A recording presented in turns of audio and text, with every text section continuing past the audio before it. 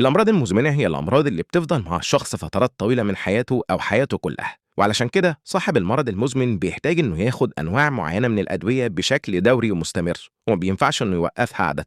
ولو ما قدرش إنه ياخد العلاج في الوقت المطلوب حالته ممكن تتدهور وتحصل له مضاعفات في غاية الخطورة. وعلشان كده أصحاب الأمراض المزمنة عادة بيتابعوا مع أطباء باستمرار، واللي ما كانش يعرف إنه عنده مرض مزمن وبعد كده اكتشف زي السكر مثلا بيحتاج إنه يغير بقى نظام الأكل بتاعه ونمط حياته بشكل كامل. كل ده علشان حالته ما تتدهورش ويقدر يكمل حياته بشكل طبيعي. ومن أشهر الأمراض المزمنة هي مرض السكر أو الضغط أو أمراض الجهاز التنفسي اللي زي الربو، أمراض الكلى والكبد وحاجات تانية كتير. والمرض المزمن مش بالضرورة يكون مرض عضوي، ممكن يكون مرض نفسي زي الفصام أو اضطراب ثنائي القطب وحاجات تانية. المشترك ما بين الأمراض المزمنة كلها باختلاف أنواعها هي إنها تحتاج أدوية معينة لازم تتاخد بشكل دوري وما ينفعش المريض يوقفها. وهنا بقى في سؤال مهم جدا بيطرح نفسه، طيب الناس زمان قبل تطور الطب واكتشاف الأدوية الحالية كانوا بيتعاملوا إزاي مع الأمراض دي؟ لو بصينا على التاريخ هنلاقي إن الأمراض المزمنة ما هياش حاجة جديدة، البشر كانوا بيعانوا منها من آلاف السنين. الأمراض البسيطة اللي زي إن حد بطنه توجعه أو يجيله ألم في الأسنان أو غيرهم، الناس زمان كانوا بيعالجوها بالأعشاب والنباتات المتاحة حواليهم، وبنسبة كبيرة كانوا بيقدروا يتعاملوا مع الموضوع. لكن الأمراض المزمنة بقى اللي أعراضها دايما مستمرة كانت لغز مش مفهوم بالنسبة لهم، وعلشان كده كتير من الناس كانوا بيبصوا للأمراض دي على إنها شيء خارق للطبيعة، غضب من الإله أو لعنة حلت على الشخص. وعلشان كده ثقافات كتير كانت بتستخدم تعاويذ وتمائم علشان يحصنوا نفسهم من الأمراض دي. والموضوع ده كان منتشر جدا في مصر القديمة وبلاد ما بين النهرين. وفي روما مثلا كان عندهم حاجة اسمها معابد الشفاء، كان الشخص بيروح المعبد ده ويجيب طين أو صلصال ويعمل بيه نسخة مصغرة من العضو اللي بيوجعه ويقدمه قربان للمعبد، ويستنى بعدها إن المرض يروح أو يجيله هاتف في المنام ويقول له إزاي يعالج المرض.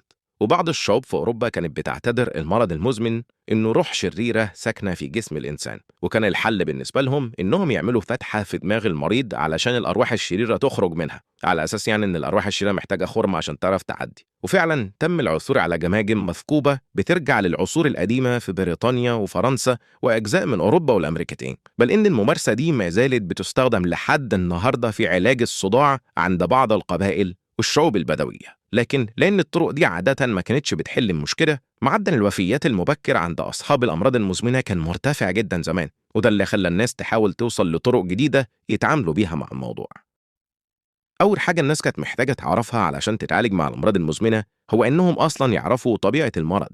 في بردية مصرية قديمة اسمها بردية أبرس اتكتبت سنة 1550 قبل الميلاد، بتوصف أكتر من 700 مرض وبتستعرض العلاجات بتاعت كل مرض منهم لوحده. ومن ضمن الأمراض اللي البردية ذكرتها مرض كانوا بيسموه بول العسل، واللي يقصدوا بيه مرض السكري بشكله الحالي. المصريين القدماء لاحظوا إن الناس اللي بيعانوا من العطش الشديد وبيحسوا بالتعب والإعياء ووزنهم بيقل وبيدخلوا الحمام كتير، اللي هي بين قوسين أعراض مرض السكر، البول بتاعهم بتبقى فيه نسبة سكريات عالية. وعرفوا ده من خلال ملاحظتهم للنمل والحشرات اللي بيتجمعوا عند البول ده أكتر من غيره، وعلشان كده وصفوا المرض باسم بول العسل.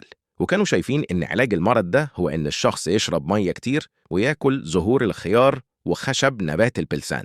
أما بقى الإغريق والرومان فهم كمان رصدوا مرض السكر، وكان تفسيرهم إن اللحوم والدهون اللي في جسم الشخص بتدوب في البول بتاعه، وعلشان كده وزنه بيقل وبيدخل الحمام كتير. وده كان رأي الطبيب اليوناني أريتيوس من كابادوكيا، واللي عاش في القرن الثاني الميلادي. نروح للهنود هنلاقي إن هم كمان كان عندهم علاج لمرض السكر، وهو إن الشخص ياكل أكل مر زي القرع المر مثلا، بحيث إن المرارة تعادل كمية السكر اللي في جسمه. نروح للصينيين هنلاقيهم كانوا شايفين إن سبب مرض السكر هو اختلال في توازن الطاقة في الجسم، وعلشان المريض يخف لازم يمارس التأمل.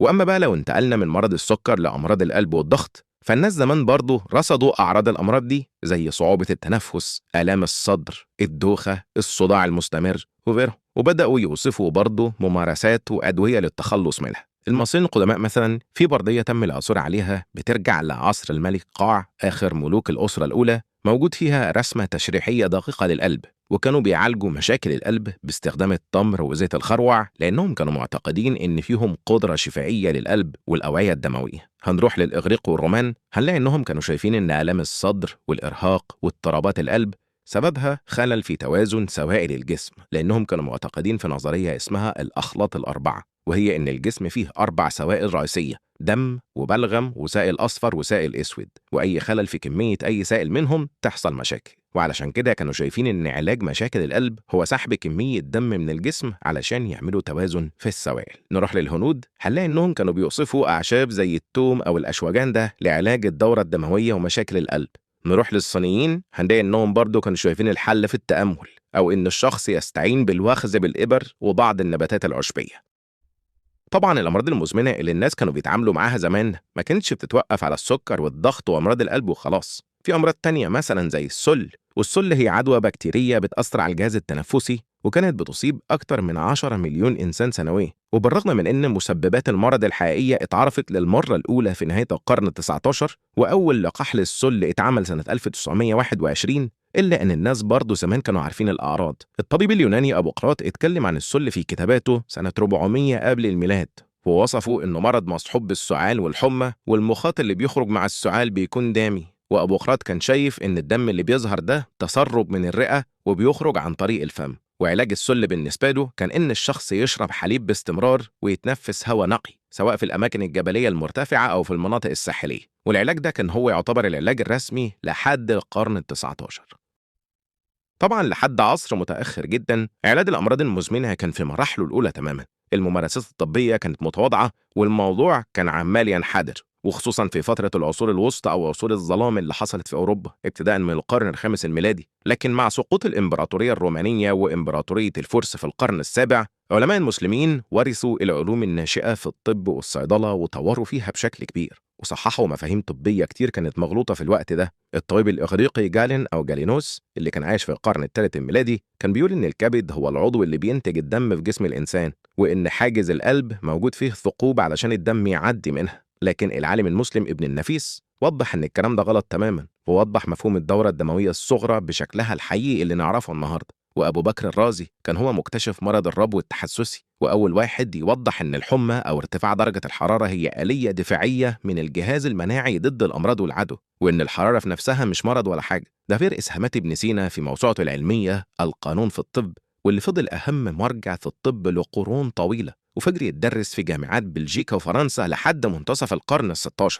بل إن جامعة كاليفورنيا ولوس أنجلوس وجامعة ييل ما زالوا بيدرسوا الكتاب بتاعه في دورات تاريخ الطب لحد النهارده. ده غير بقى الإسهامات الكتير للمسلمين والعرب في مجال الكيمياء وتحضير العقاقير والأدوية، وكانوا أول ناس يفصلوا الصيدلة عن الطب كعلم منفصل، ودخلوا مبدأ التجارب والعلوم الطبية في المعامل، واللي كانت بداية مهمة لتحضير أدوية مناسبة للأمراض بشكل عام والأمراض المزمنة بشكل خاص. ومع ظهور عصر النهضة الأوروبية بدأت صناعة الأدوية تتطور أكتر وأكتر، لحد ما حصلت طفرة في القرن ال19، وبدأت تظهر اللقاحات بشكلها الحديث، وتم اكتشاف الأسبرين والإنسولين والبنسلين والمضادات الحيوية عموما، وتم السيطرة على الأمراض المزمنة بنسبة كبيرة.